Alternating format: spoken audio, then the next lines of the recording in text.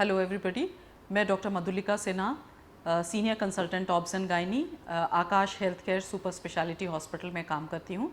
और आज मैं आप लोग के सामने प्री मेंस्ट्रुअल सिंड्रोम के बारे में कुछ बताना चाहूँगी।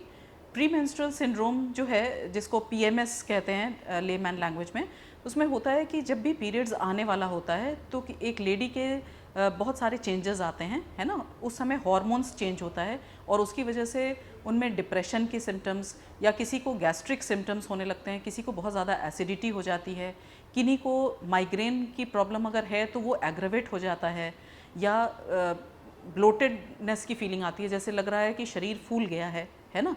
और बात बात में रोना, झल्लाना, घर में गुस्सा करना, ये सब जो है ये आम इसके इंडिकेशंस हैं कि आपको प्री मेंस्ट्रुअल सिंड्रोम हो रहा है। और ये पीरियड्स आने के कुछ दिन पहले शुरू हो जाता है।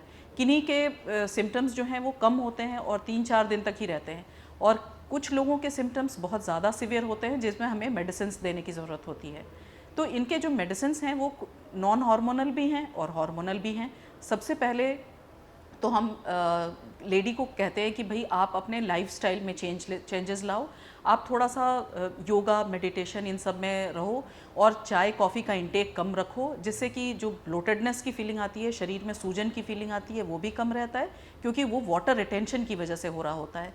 और दूसरा, थोड़ा अपने आप को खुश रखिए, योगा करिए, मेडिटेट करिए, तो उससे आपको जो है ये जो डिप्रेशन वाली सिम्टम्स और बात बात में गुस्सा करने के सिम्टम्स, ये कम हो जाते हैं। जो और भी कुछ सिम्टम्स होते हैं उसमें हम आपको मेडिसिन्स दे सकते हैं अगर आपके लाइफ पे असर, क्वालिटी ऑफ लाइफ पे असर कर रहा है। जैसे पीएमएस फाइन है, प्रीमेंस प्लस है, बहुत सारी मेडिसिन्स हैं बाज़ार में, जो कि आप एक गायनेकोलॉजिस्ट के कंसल्टेशन से ले सकते हैं।